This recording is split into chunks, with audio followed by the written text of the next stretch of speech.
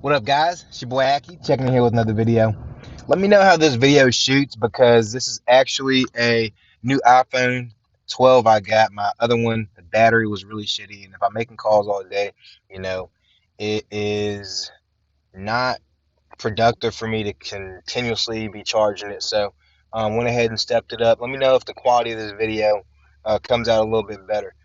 Um, so yeah, I want to talk to you guys about a deal that I took you guys to about a month ago, and this guy is punching the glass at a Hardee's. This guy's tripping. I guess they locked his ass out.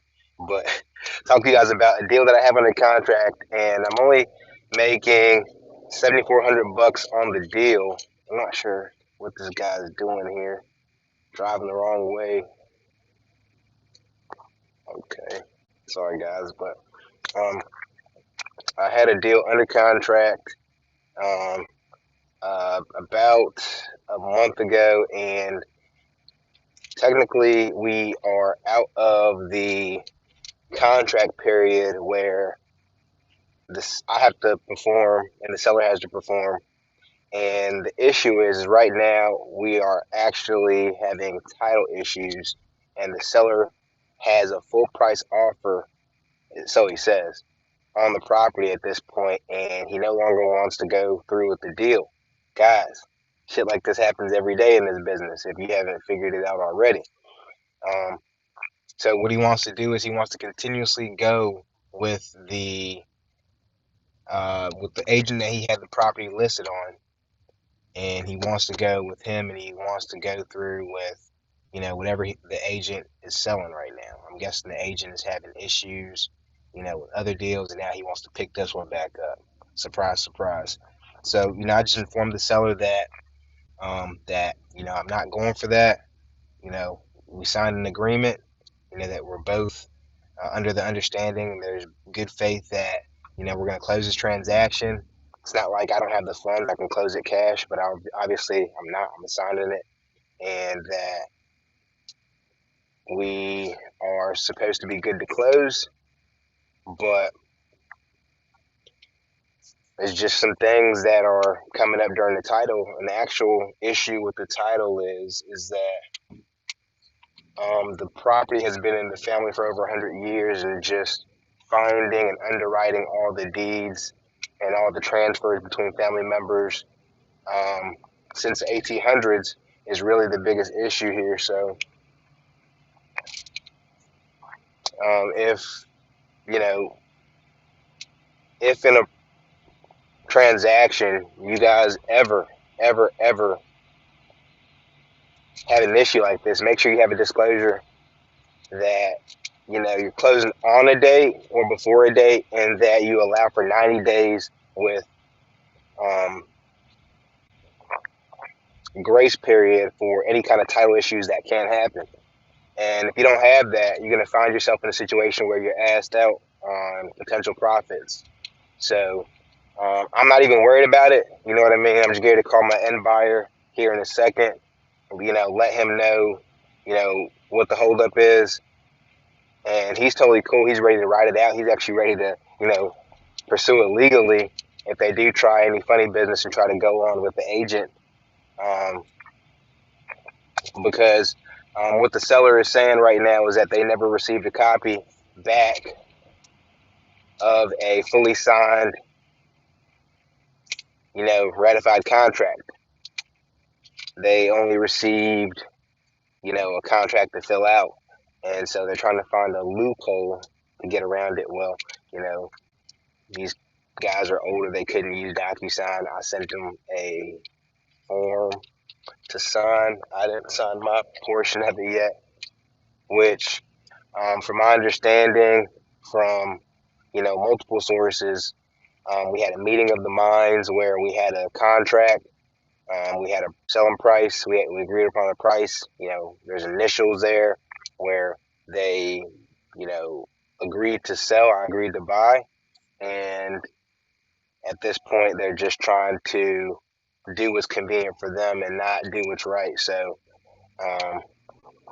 they don't necessarily need the money, but They were calling me. They had the property listed with an agent previously for, you know, for 2 or 3 months, and I gave them an offer $100,000 lower than the asking prices, and they went for it.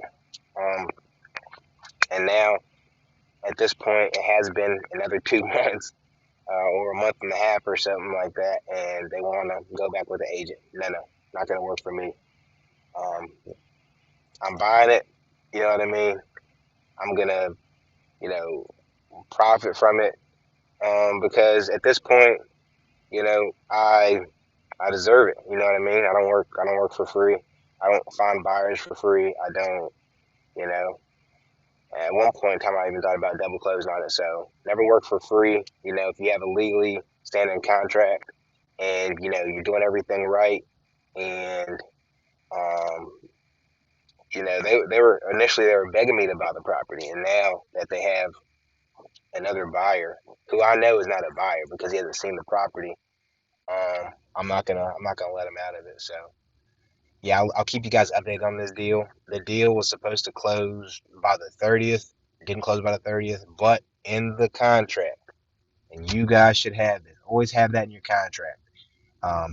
That you have X amount of days to continue to uh, clear any title issues.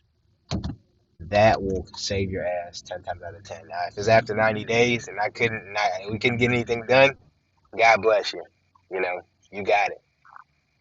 But if that's not the case, if it's a situation where we're supposed to close in 30 days and we can't due to your judgments on the property or your transfers with your family or your just unclear title, the only thing I think I could have done would be the only thing I probably could have done during this time was probably find a different title company, which I'm definitely going to do next time. Yeah, this is probably, I've been using this title company for years. Same title company that I've been using, that I've been bragging on.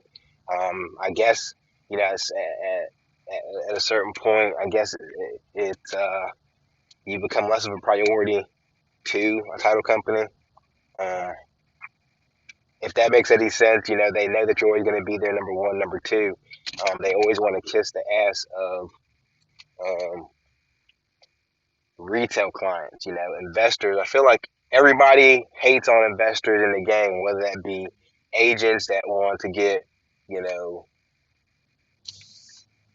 wholesaling regulated, whether that be, sellers cussing your ass out on the phone, whether that be title agents that know that you're assigned the deal and you have no money into the property and you're just coming in, profiting on the deal. People don't know. People don't consider what we have to do to get these properties, what we have to do to get these deals. We spend a shit ton of money. We have a bunch of uncertainty when it comes to this marketing, and they never consider that. And it's a shame, but it is what it is. That's the risk you take in being a real estate entrepreneur and being a real estate uh, developer, commercial investor, entrepreneur. You take that risk in many, many, many, many ways, whether that be,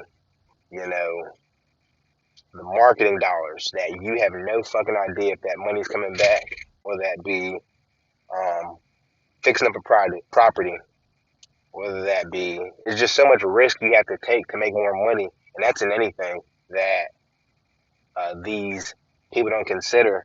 But at the end of the day, you got to respect it. And if you don't respect it, there's other title companies that are out there, and you just got to continuously divest and find whatever is going to be suitable for your needs. So, all right, guys, longer rambling ass video, but had to get this shit off my chest because it was kind of annoying seeing, what transpired with this transaction. This transaction should have been closed some time ago.